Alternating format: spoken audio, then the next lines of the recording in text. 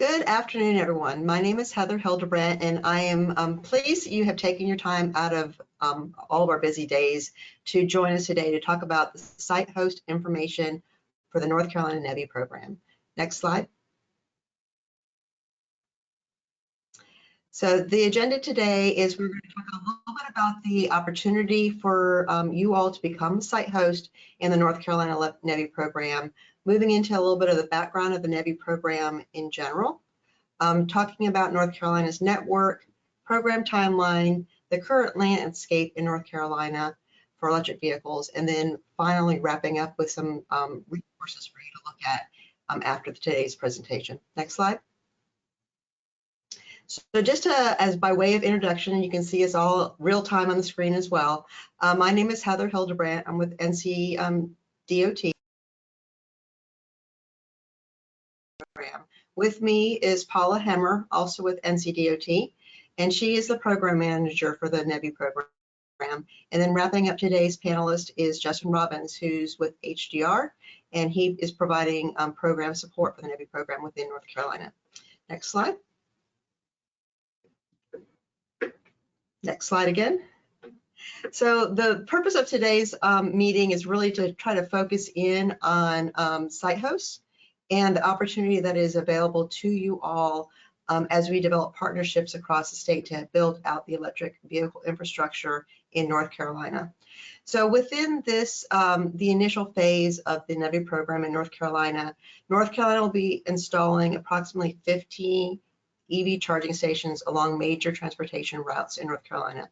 That is in general and we'll talk about this a little bit further in more detail later, but mainly the major interstates and US routes in North Carolina. All of these stations will be privately owned, constructed, and operated. So while NCDOT will be providing funding up to 80% of the project cost, we will not be owning or operating any of these stations. National corporations and small businesses in North Carolina, but we really need to have partners such as you to identify good locations along these major interstates and corridors for charging stations like yours. Next slide. So what is the opportunity for people to be a site host? So the National Electric Vehicle Infrastructure, or NEVI program, requires that the infrastructure be built no more than 1 mile off of these major corridors. And your business or businesses within these clusters have been identified as being potential site hosts. Typically, the way we've seen it thus far and in other states is that a private developer or an equipment manufacturer will construct and operate the charging station. However, they need to have sites selected to host these EV charging stations. So a site host, such as yourself, would be teaming up with a developer to apply for the program as a team for the cluster. So what does a site host need to look at? So you're going to be basically providing access to customers to the charging station located in your parking lot for at least 5 years. And you as a site host will have control over the agreement that you develop with the developer. And potentially you will be able to gain customers at your business as they sit there and charge their vehicle. Next slide. What kind of charging are we talking about? So some people may be aware of EV charging, some may not. So just to kind of level set here, I just wanted to briefly overview EV charging. Level 1 charging is basically just like plugging it into an outlet. It is very slow charging, and this is not what we are talking about with the NEVI installations that we are promoting in this round. Level 2 is equivalent to a dryer outlet, so it's a faster rate of charge, but it's still relatively slow. So this is oftentimes where you will see charging at home or at places of business as people are staying there for a significant amount of time.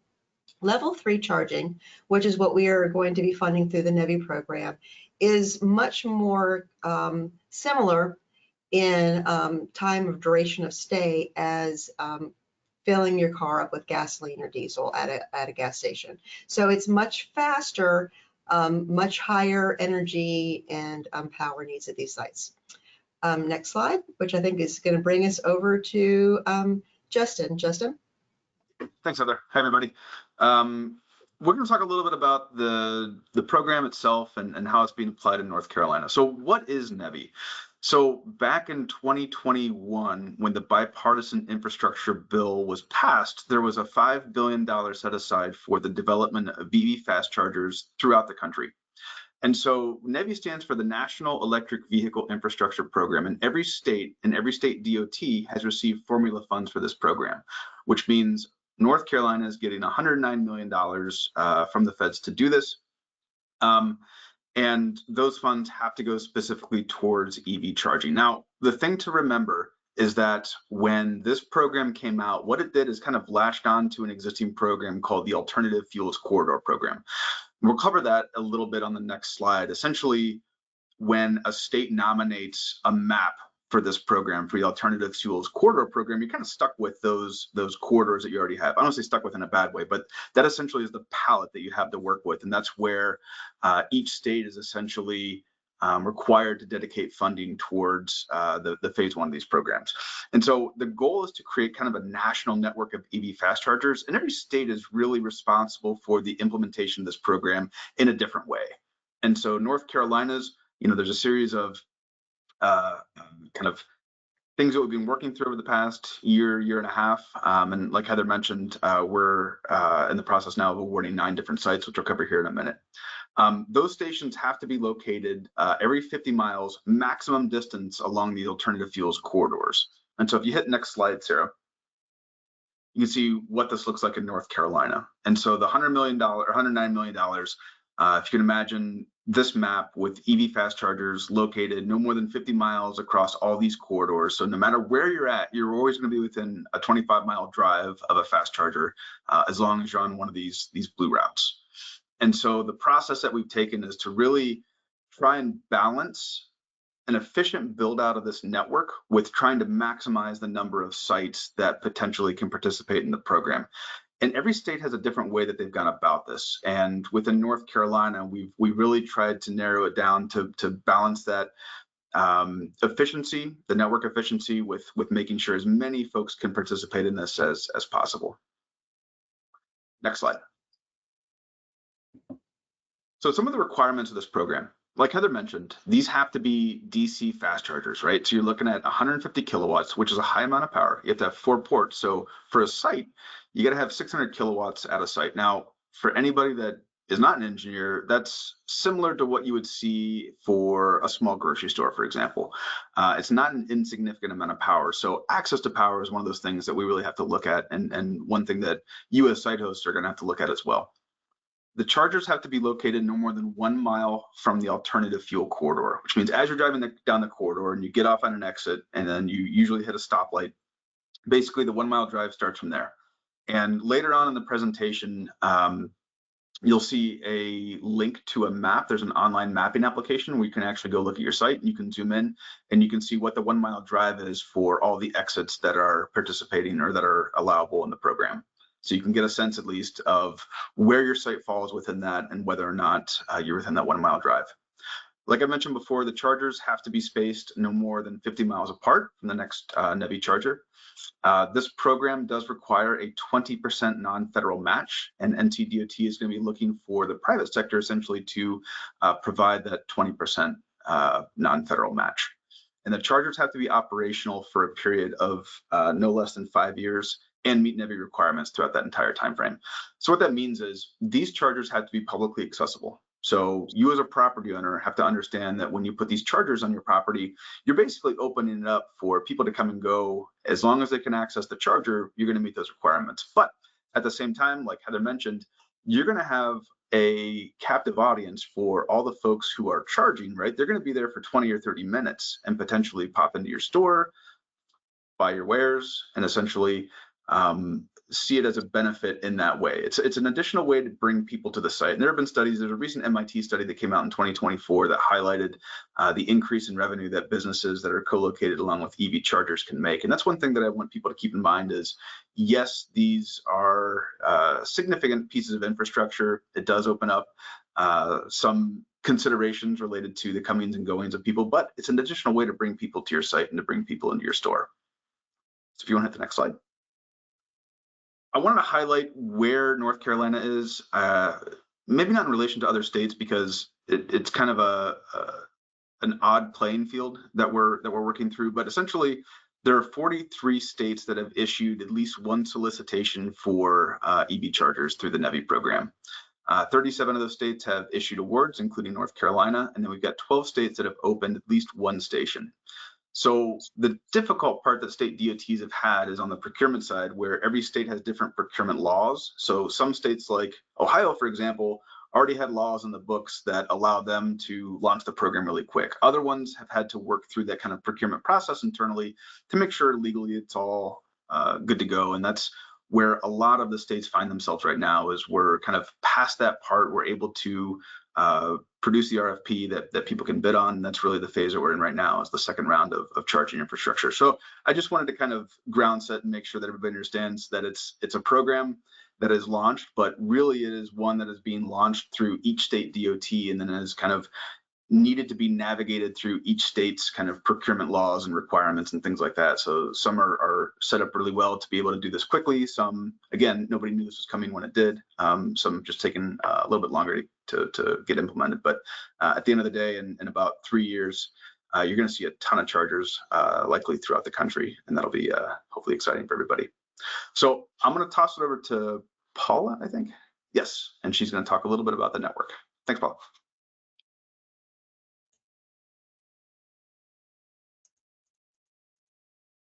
Hi, this will discuss our approach to building the network. So we can go to the next slide. Justin was alluding to this map. This is the EV charging station cluster map. These clusters were designed and optimized by HDR, Justin's team, to meet this 50-mile spacing. So within each one of these red or green areas, there's a number of exits and or cross streets that meet the 50-mile requirement. So there's a number of businesses that could opt into being a charging station location.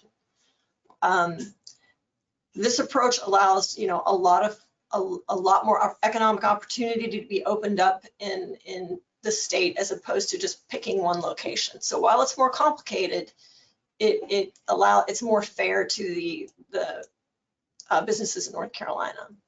So this cluster, in some areas the cluster is very long. So like along 17 near Wilmington, it's very long, but along I-40, way up in the western corner there, it's very small. So some of these have it's just based on that 50-mile spacing requirement. It's not even. So I just wanted to point that out. The green spaces are in Western North Carolina, and they will have additional time to respond because of the hurricane impacts that area is experiencing. So let's go to the next slide. This is a list of potential partners you may have on your team. There's certainly more that you could have that would construct and operate and maintain the EV chargers.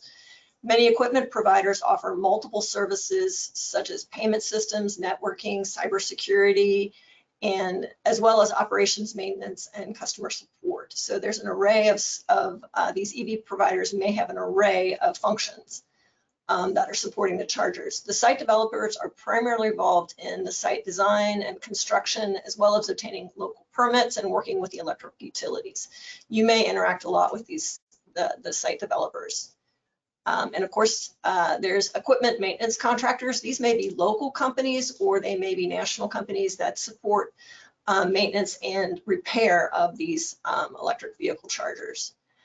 And of course, there is the site host, which is you, and you provide a location for customers to safely charge the vehicles. As we said earlier, these customers will be at your location for roughly 30 minutes and may use your facilities, as well as becoming patrons of your business. The picture here is a typical parking lot layout for a DC fast charger, so that you can see what these things would look like. Next slide. There's some responsibilities being a partner, especially for you all. The charging stations must be available for the public, as we said, 24 hours a day, 7 days a week, year round. And your business does not need to be open for 24 hours a day, but you can't have a fence that would preclude a customer from coming onto your site, even if your business is closed. So of course, if your business is not a 24-hour business, being well lit and being near an entrance, being visible from the road is important safety considerations for customers. Charging stations, as Justin pointed out, must meet federal design and operations requirements. So those will be part of what the EVSE providers and developers will be worried about more than you. As we said, the teams would be operating the stations for at least 5 years. You can go beyond 5 years for your station, but we just won't, it'll be on its own at that point. As we've emphasized, the charging stations are privately owned and we are not responsible for operations or maintenance of those chargers. Next slide. These are some considerations for your parking lot. Like we said, you need at least 4 charging spaces. One of these spaces will have to be compliant with the Americans Disability Act. Due to the nature of the spacing for the ADA space, this may require up to 5 or 6 parking spaces to be used for the charging spaces. So you will, and then of course, the ADA compliant station will have to be wheelchair friendly. So you need to think about that when you're talking about your site and how that wheelchair mobility could get to your business from the charging site. So another thing to think about is that the chargers need access to power, as Justin said. So the location of the electric utility transformer or the utility pole on your site is important to consider for the developers. Also, knowing whether your site has 3-phase electric power or not is helpful for developers. There are also certain site characteristics that will help you, quote unquote, beef up your site score. So the awards are made on a best value approach, not just on a least cost approach. So the characteristics of the site are important. Such characteristics include a canopy, which is shown here in the picture, a pull-through space, so that you're not pulling into the space, but you're pulling through like you would at a gas station. The stations being near the business entrance and visible from the road.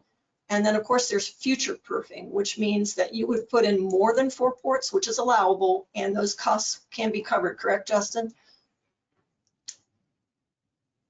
I think so, but you can put an additional, we can't hear you, Justin. Oh, Be now in the he's RFP outlined legally. Well, say that again. And so it'll be official in the RFP. Okay, and then lastly, you can have higher power for those stations. You don't have to stick to 150 kilowatts. You will get points for stations that are higher than 150. Typical one is maybe 350. All right, I'm turning it back over to Justin to discuss the program timeline. Thanks, Paula. Next slide, please.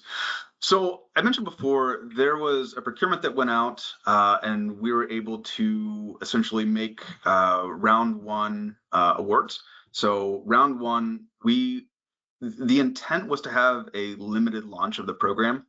And so it allows NCDOT, allows our team to better understand anything that needs to be adjusted before the full release of all the stations are made in round 2. And so when we looked at how to do that, the areas that we selected, we tried to find kind of the biggest gaps in EV infrastructure. So for example, if there was a gap that might have been, 150 miles long, then we would identify the cluster within there and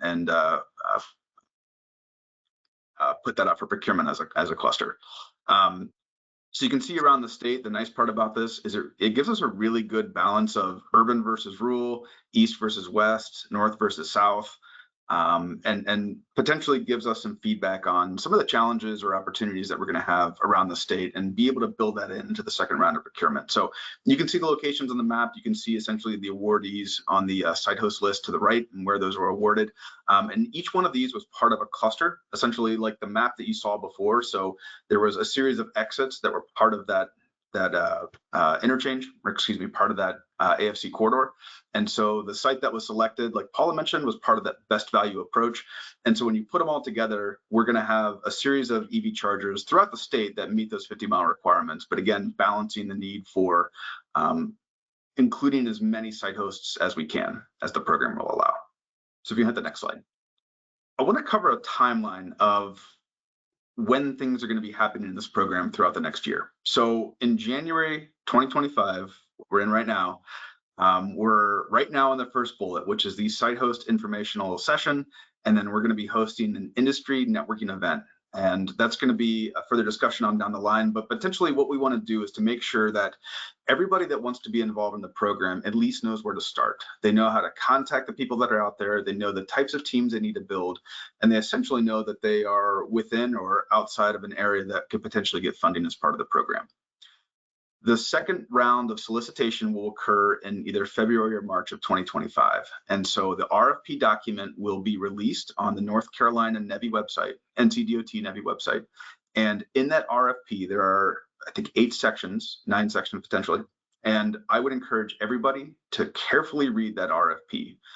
In that RFP, there's going to be an overview of what the program is. It's going to have the requirements, the guidelines, both in terms of technical, but in terms of scope of work that need to be followed, even after the stations are built, because this is a 5-year program. So there's reporting requirements. There's some additional things that need to be done. But at the end of the day, it's still 80% of the total cost is getting paid for by the Fed. So I always say this, I get on my platform and say, make sure that you read the RFP, make sure that you read the requirements, and to the extent possible, follow them. Well, if there are requirements, you got to follow them, but make sure that you're answering the questions and you respond to that in the way that they're asked. We're in the process now of kind of revising our approach to those responses. So we're trying to make it easier on site hosts and applicants to answer the questions easily, and then also looking at the potential for a digital form for submission rather than doing it through PDF and print. So hopefully, again, that's what we learned in the first round, and we're trying to incorporate those findings to make it a little bit easier on folks as they participate in the second round. In spring of 2025, we're going to be looking to close that application window for Eastern North Carolina locations.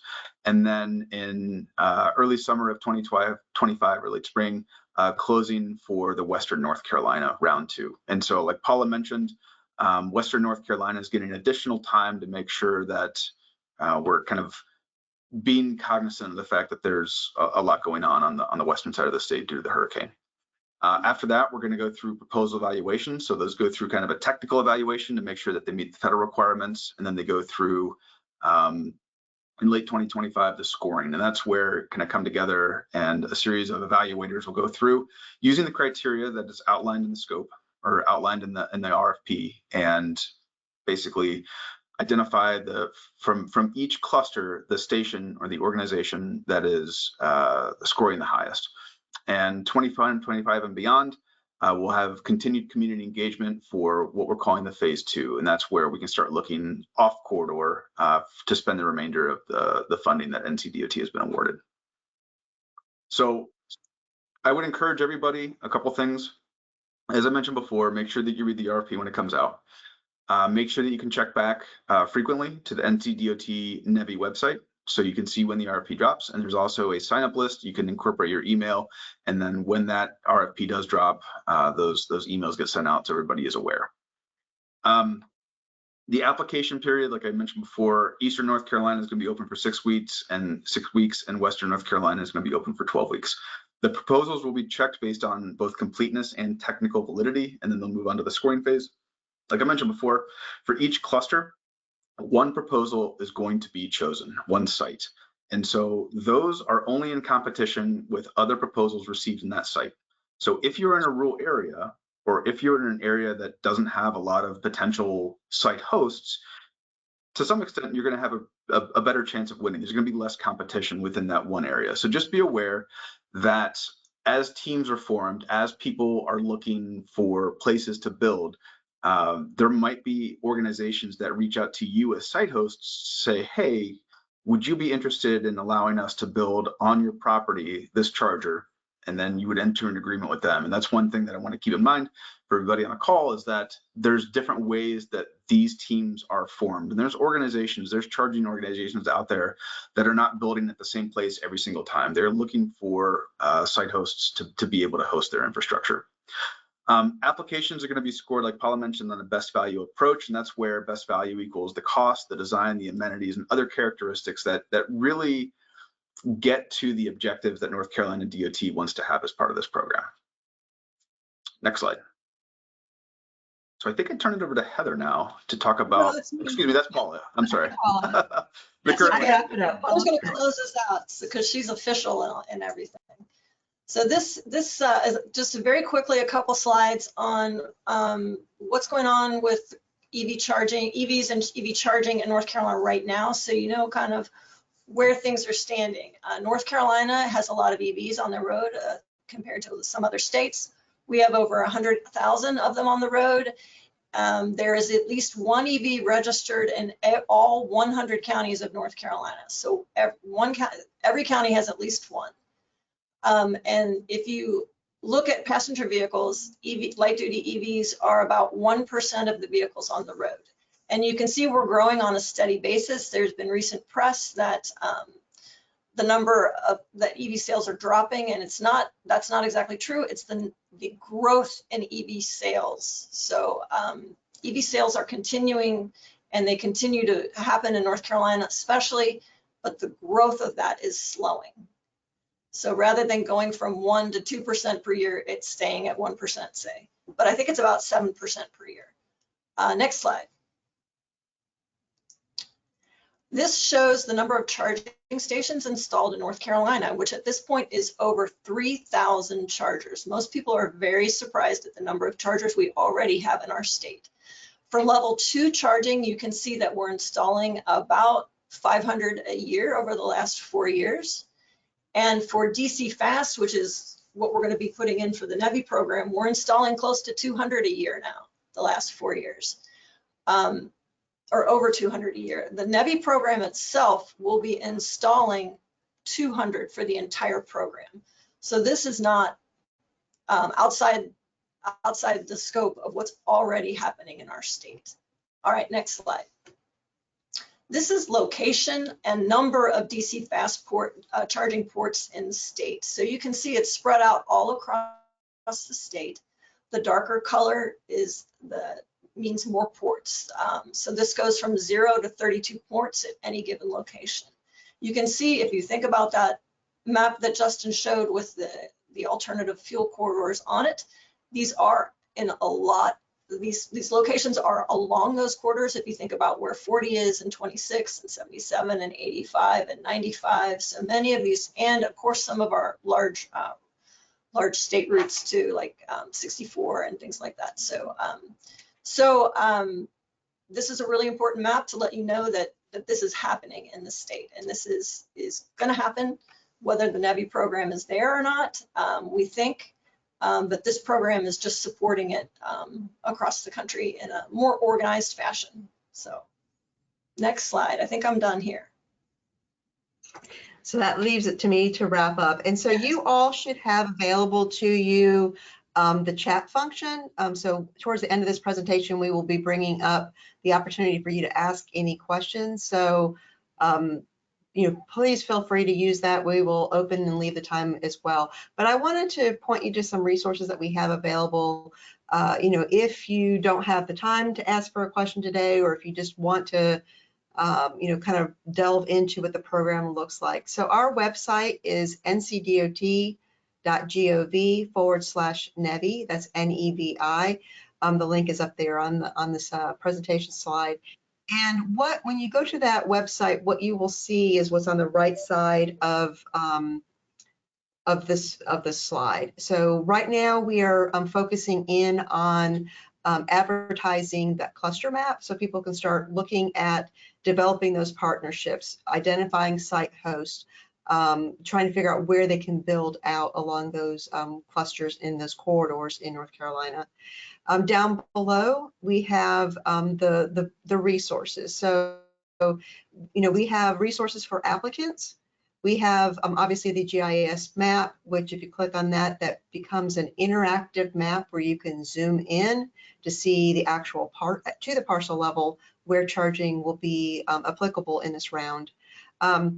We also have a link for the site host and networking events. So we are having the event today, as well as an event next week.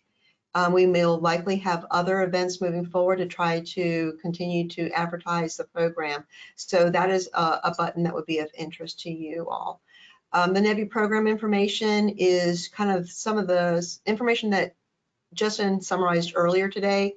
It is greater detail.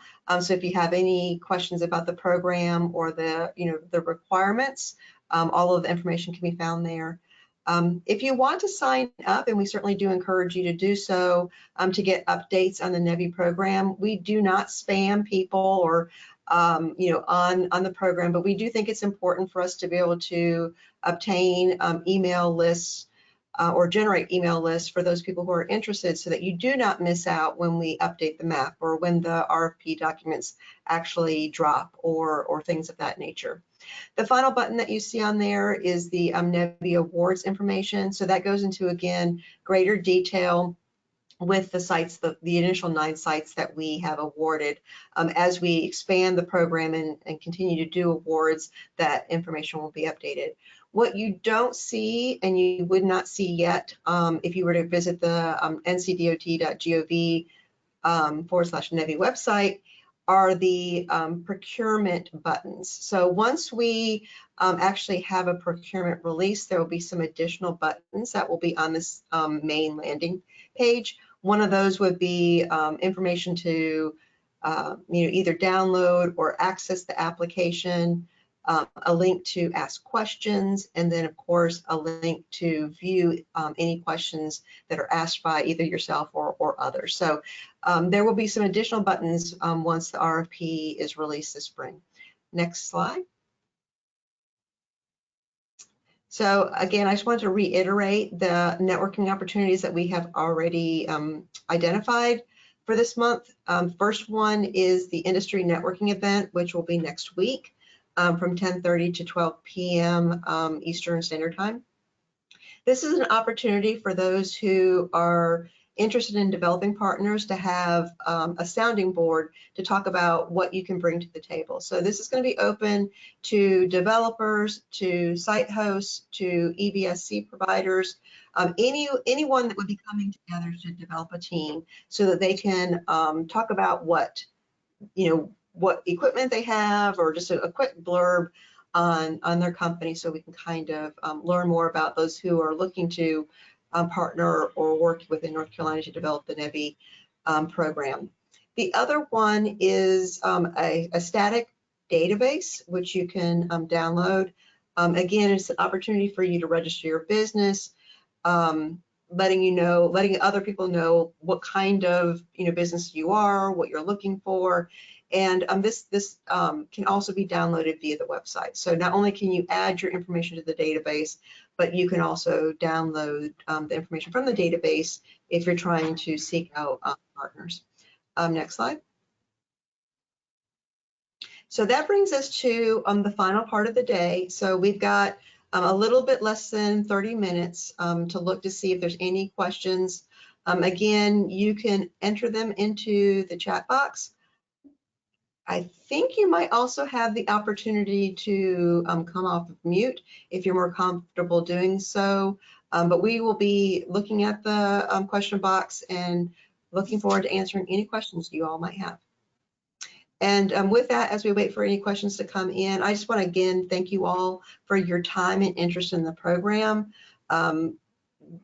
It's very important for us to be able to develop these partnerships, to reach out to potential site hosts, because it really is going to rely upon us working through you and the developers to be successful with the NEVI program in North Carolina. So with that, I will be quiet and give some opportunity for those to ask any questions they might have.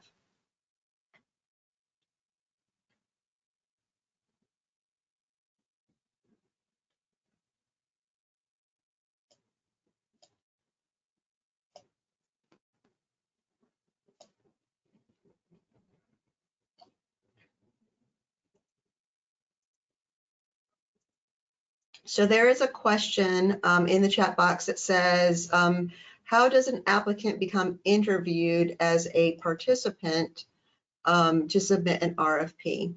So if you're talking about a site host, the best thing that I would imagine you should do is to register on the database. I can't speak to how the initial 9 that were selected identified their site hosts. But through that database, you would be able to at least make yourself known or a desiring of doing that. We do not interview any of the applications. We will submit or we will receive the applications as a full package. So as Paula indicated earlier in the discussion, the applicant packages have a team, and that team is going to have an identified site host, an identified piece of equipment that they're going to install in that location, and a developer team. And there can be a little bit of different permutations there as to how it looks, but the entire application as a whole will have at least those 3 parts. We have to know the equipment, we have to know the site, and we have to know the plan to develop the property to make it available. From that, there is, as Paula indicated, there are selection criteria to determine the best value. We're working on finalizing those. They're not, final, but a lot of those things would be after you meet the technical requirements of the NEVI program, which is the 4 simultaneous charging ports at 150 kilowatts. There are certain amenities, so if you think about yourself driving across a state or, even into the other state, when you're traveling, what are you looking for? So things like access to bathrooms, access to food and or shopping, visibility, safety concerns, the ease of traveling from where the charging is into the establishment. So things like that are things that we look at, but it's kind of the application as a whole is what we're looking at. Next question. Something in, Heather? Yep, I think I've worked more with the database than Heather has, and I just want to point out that the database is there for you, and you may download the database and call developers, EVSE providers on your own. You're not limited to waiting for someone to call you. You can pick up the phone and call them. That's why the database includes everyone. So, I've encouraged people to use it. I know that some people are using it, and I think it could be utilized more. So if you're a site host and you're really interested in this program, reach out to developers and EVSE providers. So the next question is, where's the location of the industry networking event? The network event will also be just like this one. It will be online. We're trying to make sure that we're able to reach out, virtually with as many people as possible. So we've found that online seems to work the best for that. I will say that we are talking internally about having additional events to try to, encourage the participation. We're hoping that with this final round or this next round that it will be developing out our full corridors to full build out by the federal requirements. So we're trying to do as much a push as we can. If you have any desire to, network or work with NCDOT prior to the RFP release, we can do that, whether it be virtually or in person. But once the RFP is released, that opportunity ends. And so everything has to be open and available to everybody. So just to let you know, as Justin indicated, we're looking at late February, early March for the RFP to be released. So if there are other opportunities that you think would be important for your area for us to, target, we are more than happy to do that, and we have that ability to do that prior to the RFP being released. Next question is, we have many opportunity EV sites, and your desired corridors are filled in phase 2. Should we submit applications for locations not in the corridor in hopes they would be reviewed? So what we are doing right now in what we're calling phase 1 are that map that I think we showed with the corridors, and if you go to that link, the NEVI website, to delve into the actual things, that's all that we can actually invest money in at this point. So if you're not within those locations at this time, we certainly still encourage you to sign up for the NEVI email distribution list, because we have either opportunities through NEVI or through other funding programs. We share the information as it becomes available. We partner with our sister agencies in the state to provide those funding opportunities. So even if you're not along those clusters, if you have places where you're wanting to build infrastructure, talk to us, because we will be doing that. Phase 2, as we kind of alluded to a little bit, is when we are able to build off of those alternative fuel corridors. And we will be developing a plan for how to prioritize funding outside of those corridors. So we will be looking to engage with you and others on how to best utilize the remaining funding to build out the infrastructure for all of North Carolina. So that being said, the focus right now is along those corridors and those identified clusters, but there are still ample opportunity for us to, work with you to, hear your input as to where stations should be identified. Next question is, can you share the ranked score for the selection criteria? That will be very well, very clear in when the RFP documents are released. As I indicated previously, we have not finalized the scoring yet. So there's nothing that I can share for you other than to just reiterate some of the things that Paula stated previously, and I kind of also mentioned, is that we are looking at cost. Obviously is a factor. It is not the only factor, but things like amenities. And so amenities are really what's going to, choose one site versus another. And I just want to just reinforce what Justin said earlier. Each cluster only competes with itself. You're not going to be competing with another cluster. So if you are in a location where, there's not a lot to do or see or what have you, then everyone in that cluster likely will have the same limitations. It's not like you're going to be competing with a cluster where there's on the way to the beach, or I'm just throwing that out there. So don't think that you're competing with something outside of your geography. If you are a site host, you would only be competing with other site hosts or other applicants that are the total team within that cluster. We don't even compare cost across different clusters of the state.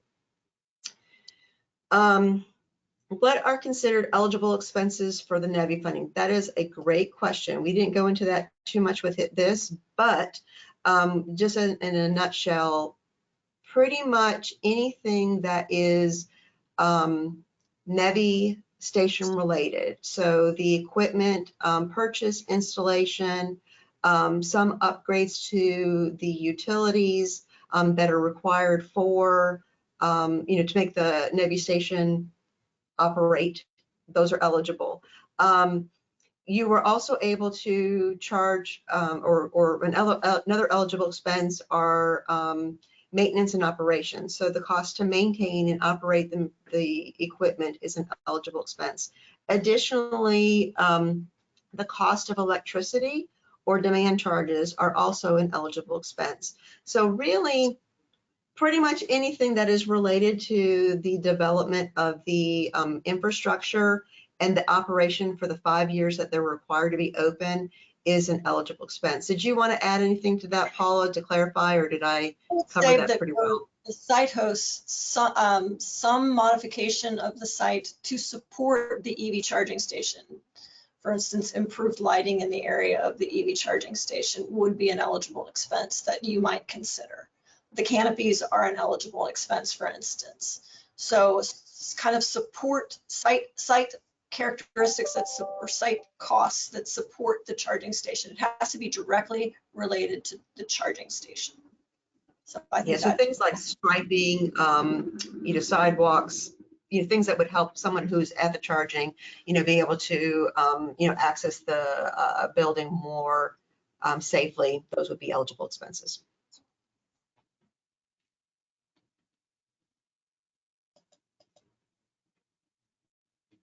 And I'm not seeing any other questions at this point, but we will certainly wait a couple more minutes to make sure that all of the questions have been up. Here's another one. What if the site is right off the interstate? Can NEVI help getting ingress from the highway? So I think if I'm answering that question, I would assume that we're not going to be putting in new exits. So if the question is you have a site that is off of the interstate and there's not currently an exit there, we will not be putting in new exits to allow this to happen. So the maps that we have linked off of our website, it specifically is the drive distance from where it diverges from the corridor to the parcel or to the entrance of the parcel. And so I would assume that if you're right off the highway, you have some way of accessing your building from the highway. And so that route, whatever that route would be what we would use to measure from the corridor. I think we should add that we are not going to consider sites that are not developed already due to the time and complexity of federal permitting for those sites. If it was a new development, it would have to go through federal permitting, which would be extremely time and cost prohibitive. So I think we should say that. Yes, that's why we're reaching out to you all as greenfield development. There would need to be some kind of parking lot or some kind of disturbed ground for us to be able to expeditiously implement the program. Next question is just to clarify the first question. When round 2 is released, is any site host able to apply? Would a site host be in the property DC seeking to apply? So we haven't finalized what phase 2 is going to look like. For full transparency, we will be starting this summer the planning for phase 2, which will be the first step of that, or one of the major steps of that would be getting input from residents of North Carolina how to best deploy the rest of the remaining funds. So I can't answer that question now.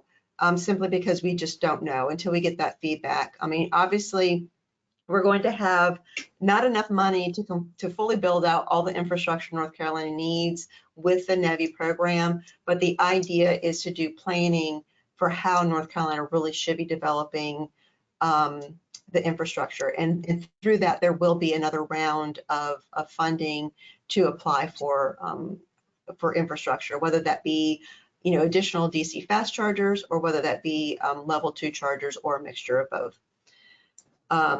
We should point out that phase 2 is to support communities specifically. So as opposed to this one, which is to support more regional travel. Yeah, community and or off corridor. So smaller. It could still be major routes, but we're in the process of developing that.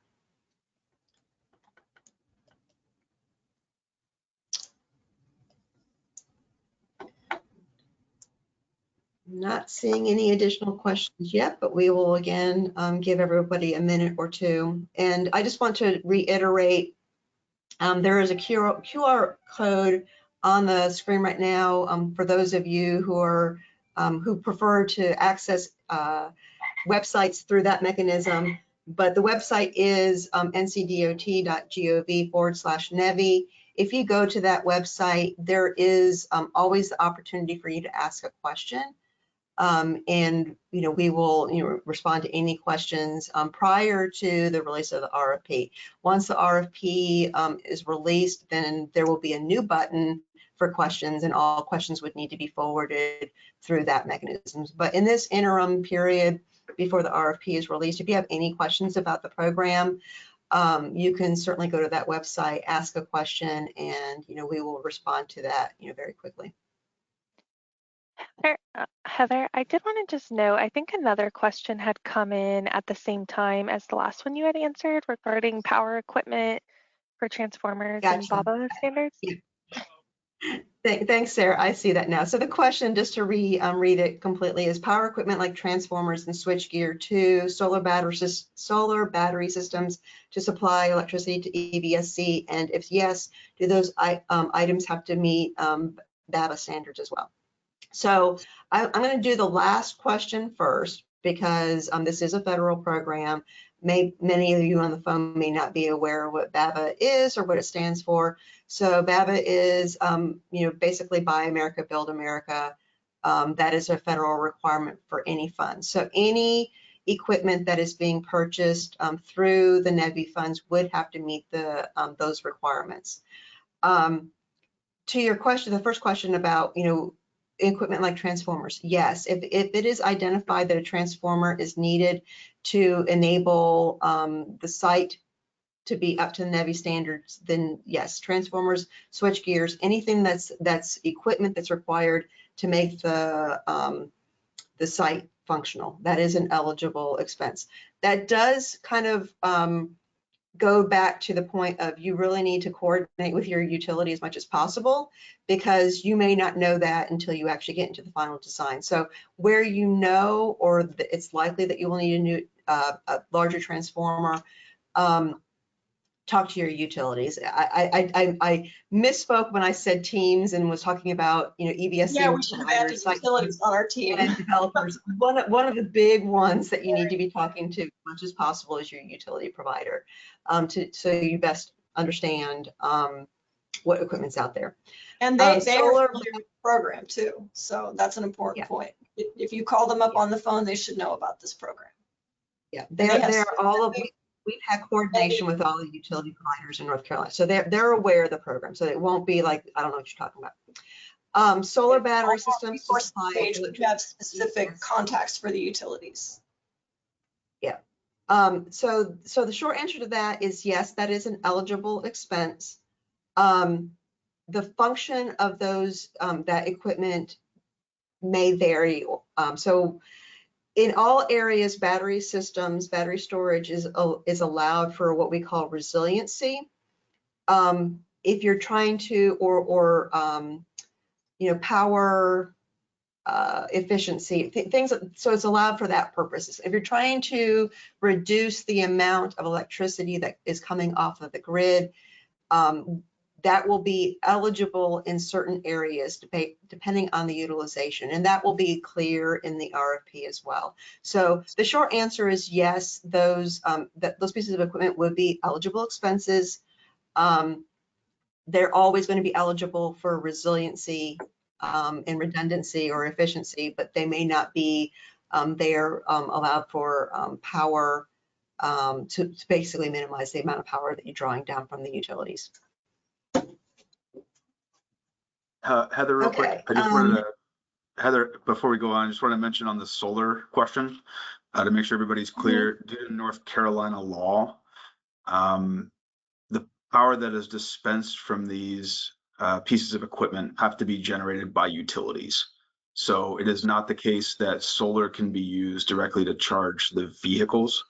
I'm not saying that it's completely out of the question necessarily. Just keep in mind that the solar itself, I think the way it would work is the solar would have to generate energy that is sold to the utility, and the utility then generates and sells the power back to the EVSC provider. So I don't want anybody to think that these can be powered by a solar field directly or anything like that, because that's not something that North Carolina law allows.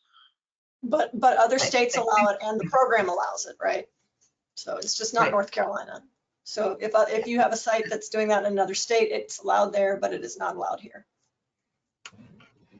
So solar is there for, you can do things, but you have to, all power in North Carolina has to be at one point or another purchased from the utility.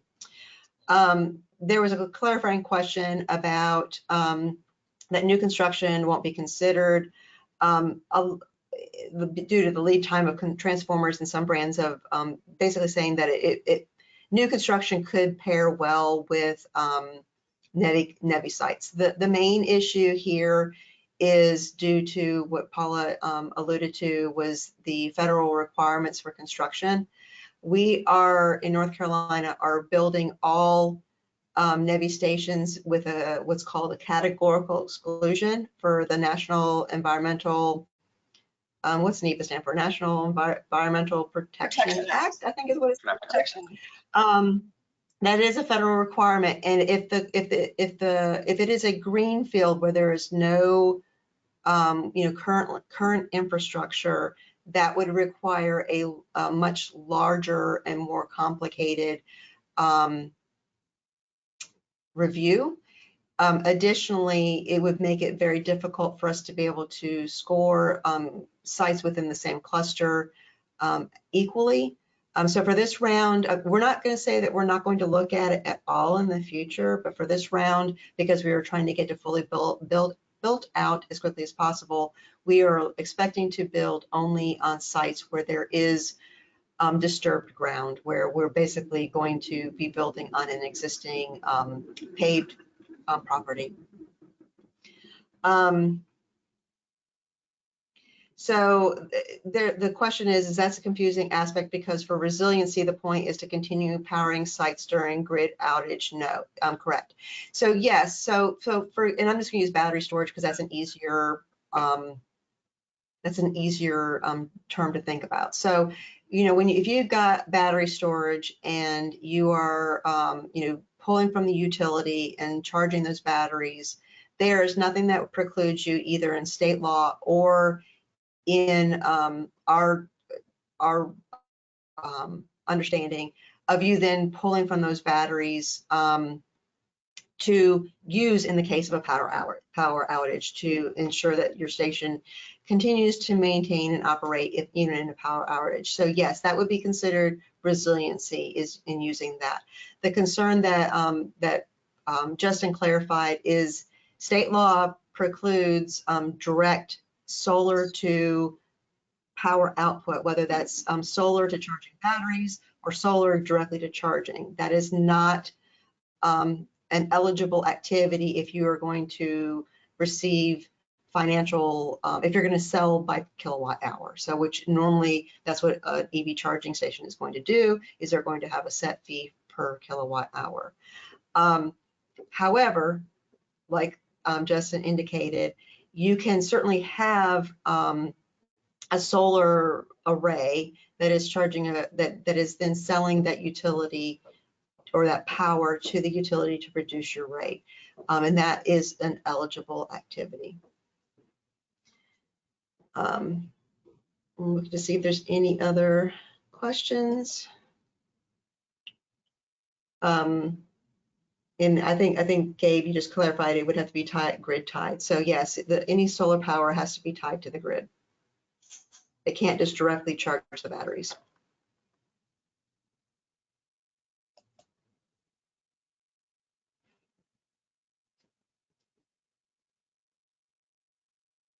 Okay, we've got 2 minutes, which probably means there's not going to be additional time to answer any further questions.